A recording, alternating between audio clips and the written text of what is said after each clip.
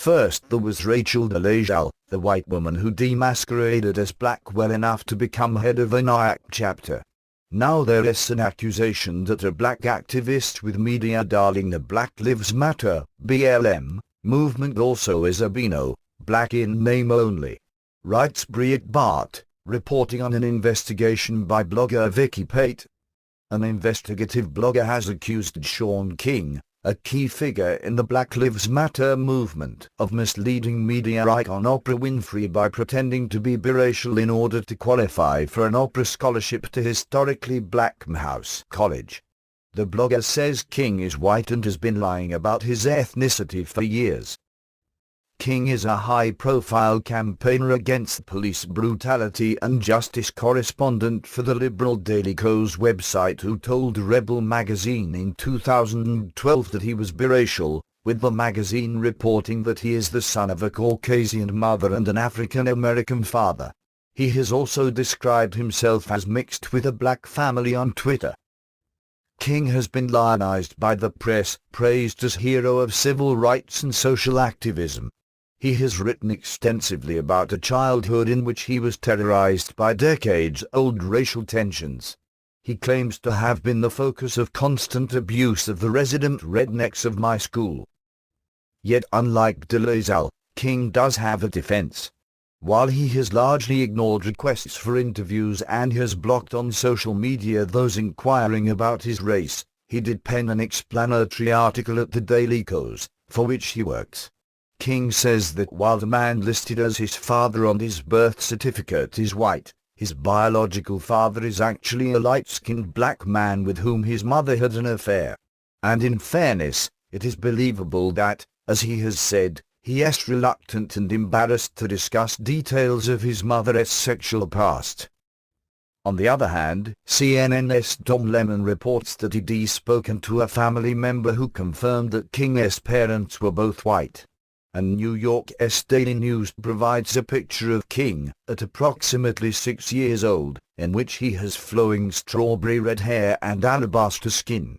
Of course, given that when two people conceive a child there are 3.1 billion possible combinations, such an appearance isn't unimaginable if the father is a light-skinned black man, meaning partially white himself.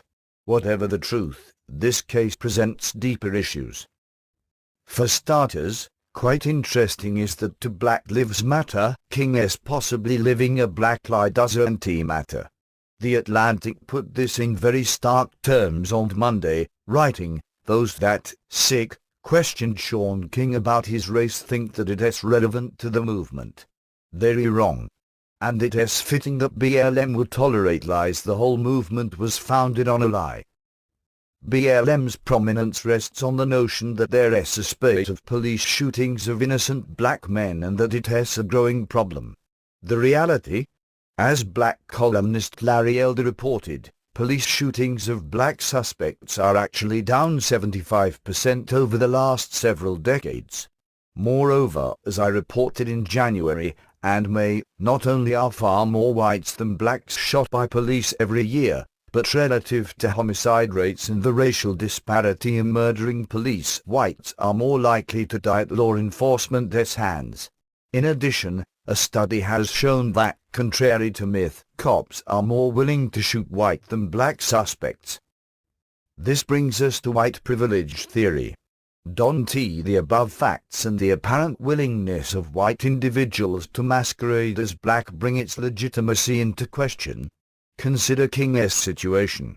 Whatever the truth on his father, the little boy in the aforementioned picture could have more believably identified as white than black. So is he a masochist or someone with a sense of shifted winds? Or does his choice's explanation lie elsewhere?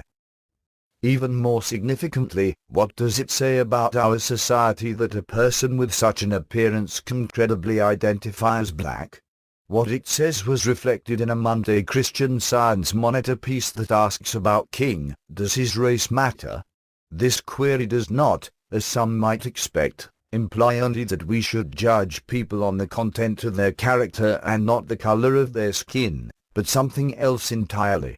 As the Monitor writes, quoting Vanderbilt University philosophy professor Lucius Outlaw, Jr.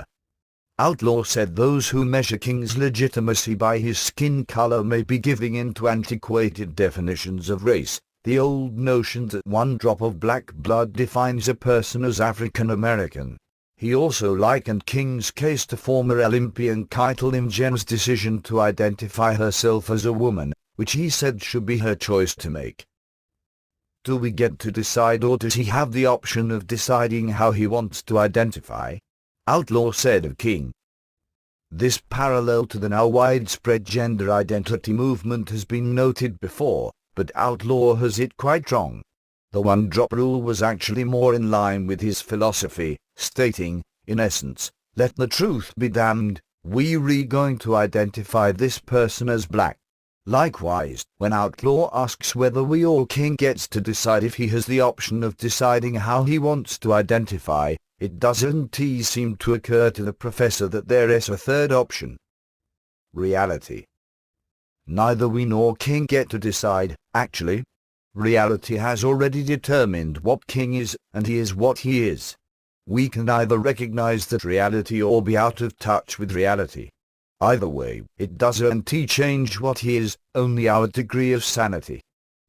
The ridiculousness of the identity is reality position is easily illustrated by taking it to its logical conclusion.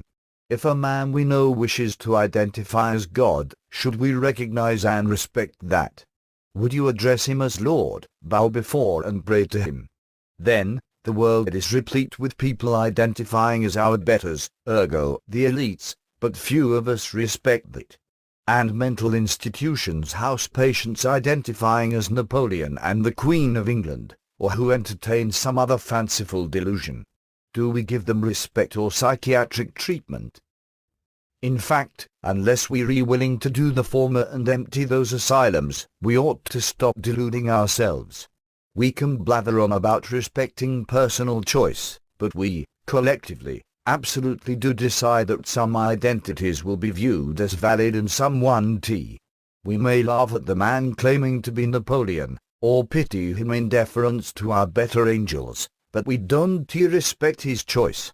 In keeping with some are more equal than others leftism, however, the identity police have decided that certain delusions are not to be called delusions, that certain imagined identities are to be pandered to. Napoleon Boy gets the straitjacket and rubber room for denying reality. Bruce Jenner gets his own reality show and Shaun King gets to be a black leader.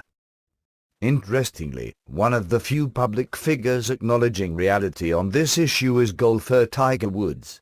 While often viewed as black, he calls himself Cablinasian, in recognition of his Caucasian, Black, American Indian and Asian heritages. But if identity as reality is in fashion, perhaps we ought to remember, to paraphrase Abraham Lincoln, that the best way to eliminate a bad social norm is to abide by it strictly.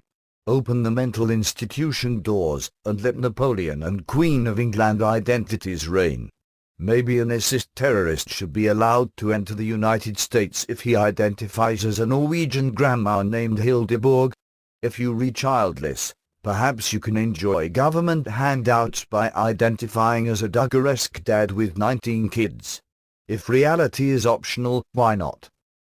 Or, is reality suspended only when our society is most out of touch with reality say it is?